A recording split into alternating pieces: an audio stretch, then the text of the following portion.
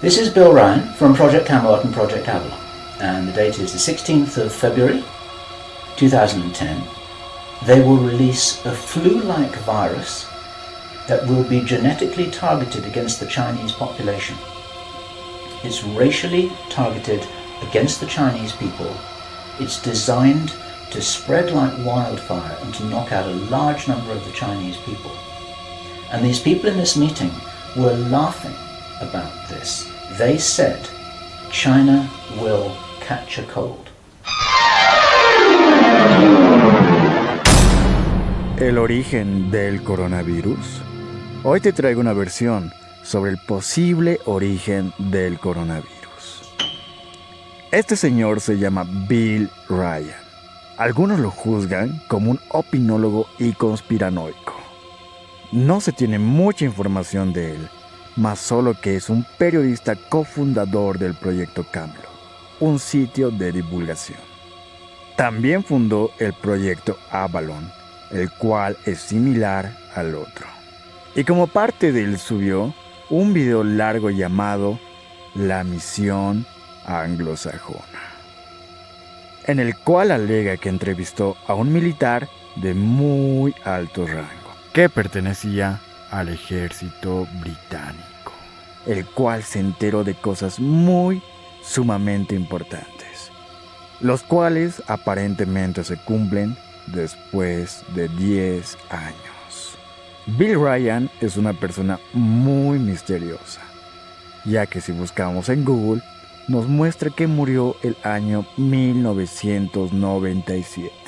Algo que parece muy contradictorio, ya que el año 2010 apareció un video hablando sobre esta misión anglosajona. Bill Ryan del proyecto Camelot nos relata que ya el año 2005 se planificaba cómo atacar a China, para así poder provocar un conflicto que desembocase en una posible guerra a gran escala. El autor relata ciertos eventos premeditados por aquel entonces por una élite, que parecen estar ocurriendo hoy en día si miramos a China y lo que está pasando en el año 2020 con el coronavirus. Es muy importante escuchar atentamente dicha información para comprender a qué nos enfrentamos. This is Bill Ryan from Project Camelot and Project Avalon, and the date is the 16th of February 2010. And this is a bit of an unusual video presentation here, because I'm taking the step of making a video as an interpretation and as a commentary on an audio interview which we did with an important witness who came and reported his story to Project Camelot a little while ago, about a couple of weeks ago. And as with many of our witnesses, this person wanted to remain anonymous, but he has agreed that we transcribe the audio, and so we've got this as a transcript. And this is going to be released at the same time as the video because it's important to be able to read the transcript at the same time as you're considering what I'm saying about it here. And as we come into this story, you're going to understand exactly why it's important to get all the information, to hold it all into a very fine balance. Now, this is a British person, and he worked in the British military for a number of years, and after he retired from the military he worked in the City of London in a fairly senior position, in a respected position in the City of London. And for those people watching this video who don't know about the City of London, the City of London is like an enclave, it's like a financial enclave in the heart of London itself. Some people consider it almost a little bit like the Vatican. It's very old, it's very ancient. It's the heart of the financial system, not only of Britain, but possibly the world. Many researchers consider that it's very likely that the City of London calls the shots on financial systems in America. They've got control over the Federal Reserve, the Bank for International Settlements, a whole bunch of things that happen. This is like the nerve center of the financial world. And it's very Masonic, it's very ancient, it's very traditional. And our source attended a number of meetings with senior Masons. And while many of these were interesting, they were routine by City of London standards. They were discussing financial affairs and so on and so forth. And then in the June 2005, he attended another meeting that he thought was going to be a routine meeting, but actually this was something rather unusual, and he realized it was unusual as soon as he arrived. In fact, in his interview with us, the one which we have the transcript of, you will see that he says that he felt it was an accident that he was there. He shouldn't really have been there. He didn't know what was happening. And as such, he didn't really participate in the meeting. He was there as a little bit as a fly on the wall. He was just listening to what was happening. And at first he didn't even understand what was being discussed. Now, the people there were Masons. They were senior Masons. They were about 25 or 30 people there, including senior politicians who most people in the UK would recognize by name. I do not know who they were. He didn't name them, and I didn't ask them, but he said these are well-known names. The chief of police was there, representatives from the church, representatives from the military, 25 or 30 people.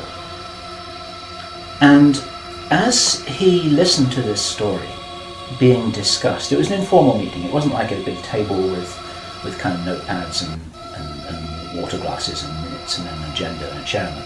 There were just people in a room who were talking about all of this stuff. And what they were talking about was a plan that had clearly been made a long time ago. And what they were discussing was they were discussing the implementation of this plan. They were discussing how things were going, whether they were on track or not. And what, for example, to give a flavor of this, they were discussing between them some of the problems that they had in the implementation of their plan. And as this little presentation continues here, you will realize what the plan was, and I'm going to be revealing this in very much the same way as it was revealed to our witness and as he revealed it to me, bit by bit, step by step. The first thing that he heard was they were talking about the fact that Israel didn't look as if it was getting prepared to attack Iran anytime soon. This was a problem. Even back in June 2005, they were apparently concerned that what it was that was planned on some kind of a timeline wasn't rolling out according to schedule, and this was an issue for them. So that attracted his attention very quickly, because he'd never been in a meeting when this kind of thing was discussed. Then they were talking about China and how powerful China was getting, both militarily and financially, very quickly, and that the Japanese weren't doing what they were supposed to do, which was to interfere in some way with the Chinese financial system.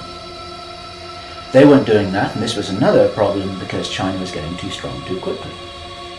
Other things that were discussed were, for example, the coming financial crash, the centralization of resources, everything that we saw starting to happen in October 2008.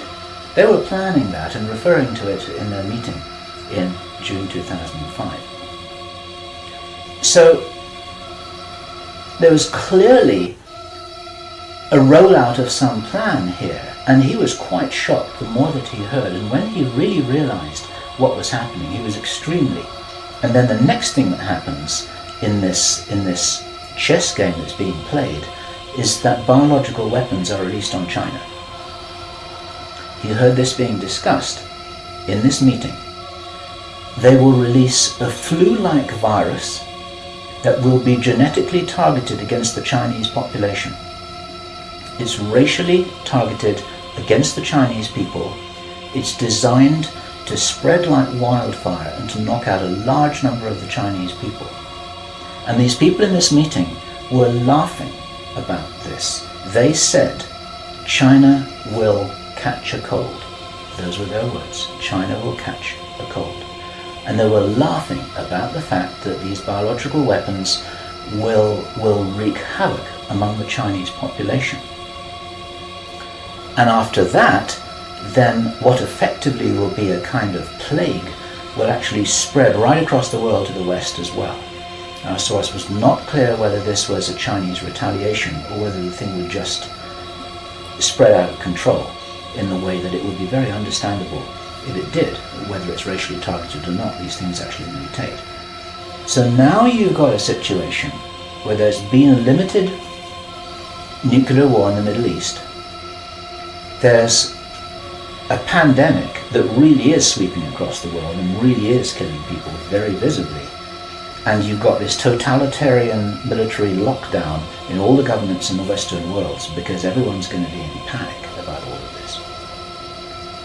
And then, he said, then the real war starts. Something that would be justifiably called the Third World War with a much more major nuclear exchange. And at this point, I asked him, is this just about population reduction? What is this about? Why are they doing this? Why this insane Dr. Strangelove plan for just unleashing all of this stuff on the world? Why do it? Este video sobre la misión anglosajona fue traducida en varios idiomas. En la descripción del video te dejo el link del video completo. No te olvides suscribirte a mi canal y seguirme en mis redes sociales. Yo soy Cristian Chávez y nos vemos en el siguiente video.